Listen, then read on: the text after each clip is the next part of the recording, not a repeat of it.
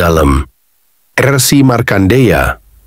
Dikisahkan di kawasan Ubud ada dua tempat suci sebagai pertanda kedatangan Rsi Markandeya, yakni Pura Pucak Payogan di Desa Payogan dan Pura Gunung Lebah di Campuhan, Ubud, Kabupaten Gianyar. Setelah berhasil merabas hutan di Besakih, Rsi Markandeya kemudian bersemadi. Setelah beliau wafat, kemudian digantikan oleh Empu Sangkul Putih sebagai Sulinggih di Pura Besakih.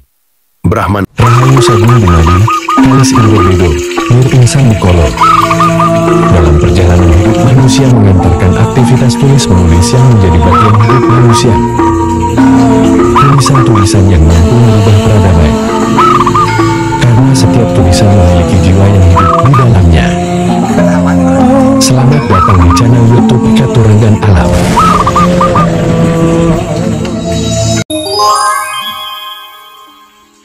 Para leluhur dan perjalanan Maharesi kita di Bali yang dikutip dalam sebuah babad, yaitu Babad Manik Angkeran, sebagai sumber referensi. Kisah ini dimulai di kawasan Jawa. Ada pendeta Mahasakti bernama Danghyang Bajrasatwa, putra ketiga dari Empu Dwijendra. Kemudian ada putra beliau Danghyang Bajratsawa, yaitu Iyaki Laki, seorang bernama Danghyang Tanuhun atau Empu Lampita. Beliau memang pendeta Buddha, memiliki kepandaian luar biasa, serta bijaksana dan mahasakti, seperti ayahnya Danghyang Bajrasatwa. Ida Danghyang Tanuhun berputra 5 orang, dikenal dengan sebutan Pancatirta. Beliau sang Pancatirta sangat terkenal keutamaan beliau semuanya. Beliau yang sulung bernama Empu Genijaya. Beliau membuat pasraman di Gunung Lempuyang Madya, Bali Timur, datang di Bali pada tahun Isaka 971 atau tahun Masehi 1049. Beliaulah yang menurunkan Sang Saptaresi, 7 pendeta yang kemudian menurunkan keluarga besar Pasek di Bali.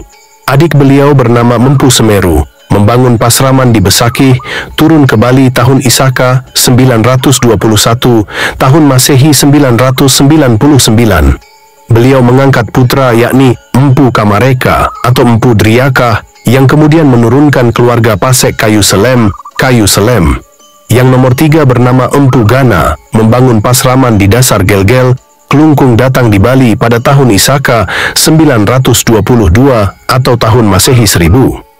Yang nomor 4 bernama Empu Kuturan atau Empu Raja Kreta, datang di Bali tahun Isaka 923 atau tahun Masehi 1001, membangun pasraman di Silayukti, Teluk Padang atau Padang Bay, Karangasem.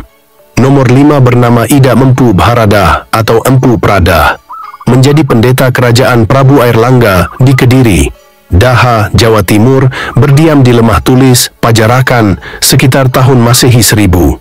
Beliau Empu Kuturan demikian tersohornya di kawasan Bali, dikenal sebagai pendeta pendamping Maharaja Sri Dharma Udayana Warmadewa, serta dikenal sebagai perancang pertemuan 3 sekte agama Hindu di Bali, yang disatukan di Samuan 3, Gianyar. Beliau pula yang merancang keberadaan Desa Pakraman, Desa Adat, serta Kahyangan 3 pura desa di Bali, yang sampai kini diwarisi masyarakat. Demikian banyaknya pura sebagai stana Batara dibangun di Bali semasa beliau menjabat pendeta negara, termasuk Sat Kahyangan serta Kahyangan Jagat dan Dang Kahyangan di kawasan Bali ini.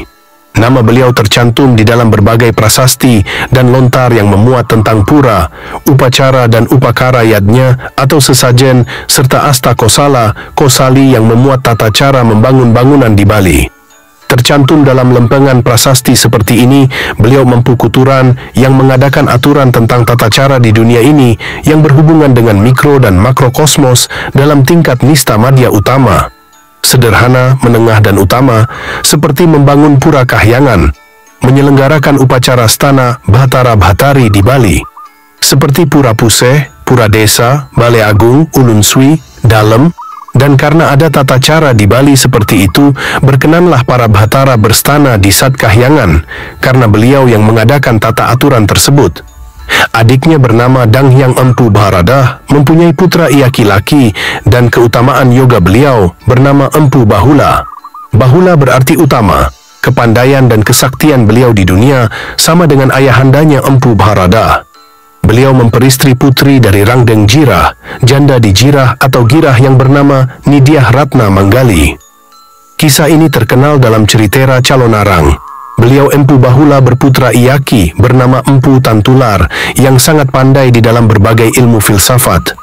Tidak ada menyamai dalam soal kependetaan, sama keutamaannya dengan Empu Bahula, ayahandanya.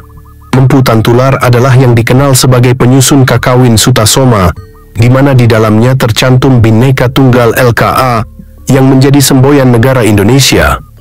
Beliau juga bergelar Danghyang Angsokanata. Ida Empu Tantular atau Danghyang Angsokanata berputra 4 orang, semuanya laki-laki. Yang sulung bernama Empu Danghyang Panawasikan. Yang nomor 2 bergelar Empu Bekung atau Danghyang Sidimantra. Yang nomor 3 bernama Empu Danghyang Smaranata. Yang terkecil bernama Empu Danghyang Soma Kapakisan. Ida Danghyang Panawasikan bagaikan Sang Hyang Jagatpati Wibawa beliau. Ida Danghyang Sidimantra bagaikan Dewa Brahma Wibawa serta kesaktian beliau. Ida Danghyang Asmaranata bagaikan Dewa Manobawa yang menjelma, terkenal kebijaksanaan dan kesaktian beliau, serta Danghyang Soma Kapakisan yang menjadi guru dari Mahapatih Gajah Mada di Majapahit, bagaikan Dewa Wisnu menjelma, pendeta yang pandai dan bijaksana.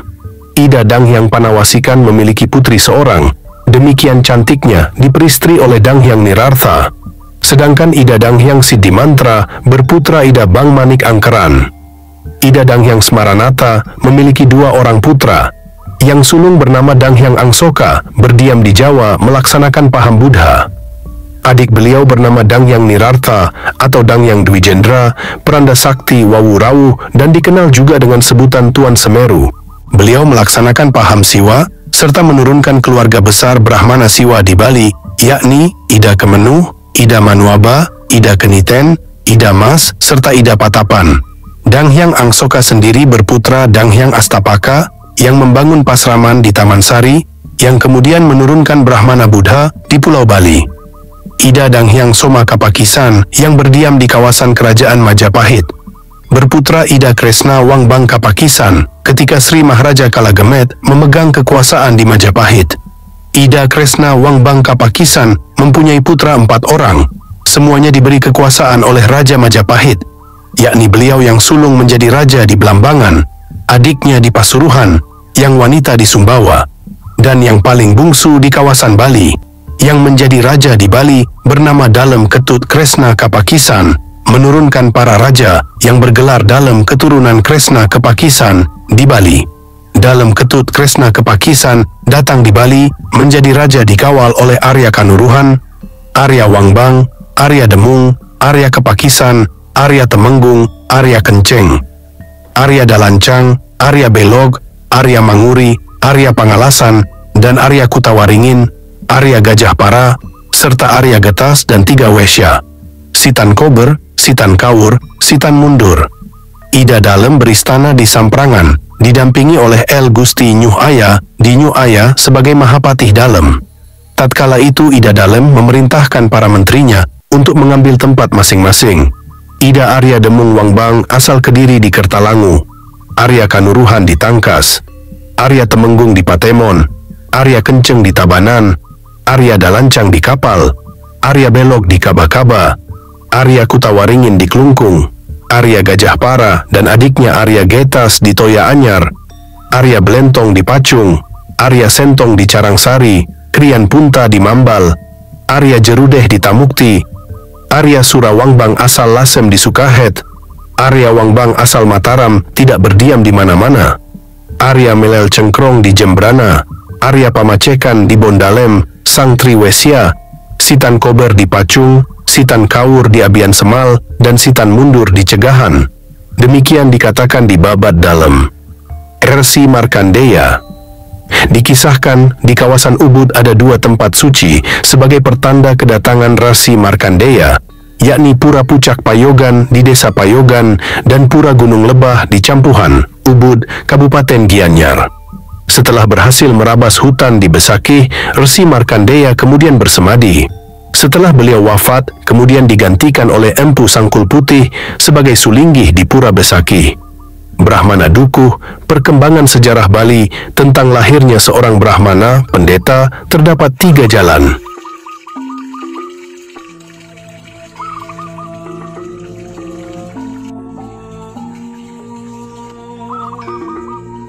Terima kasih telah menyimak sampai habis video. Sedikit penjelasan dari kami.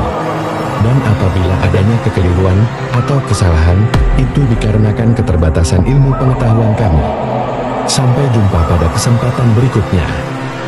Rahayu, Rahayu, Rahayu Sagung Dumadi. Kalis ing Bedo, Nir ing Sambikolo.